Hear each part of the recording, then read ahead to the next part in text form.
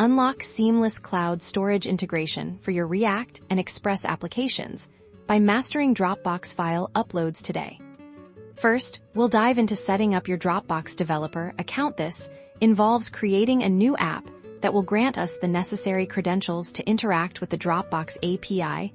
You'll need to register your app and define its permissions, specifically focusing on file upload capabilities. Next, we'll secure your app by configuring your Dropbox API keys. These sensitive credentials will be stored on your Express.js backend to authenticate your applications. It's crucial to handle these keys securely and avoid committing them directly into your version control.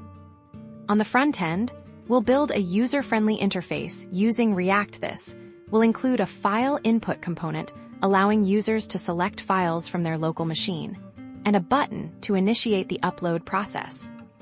Now, let's connect the dots. Your React application will send the selected file to your Express.js server. Our server-side code will then take this file and utilize the Dropbox SDK to upload it to your designated Dropbox folder. We'll ensure a robust file transfer mechanism, handling any potential errors gracefully and providing feedback to the user about the upload status.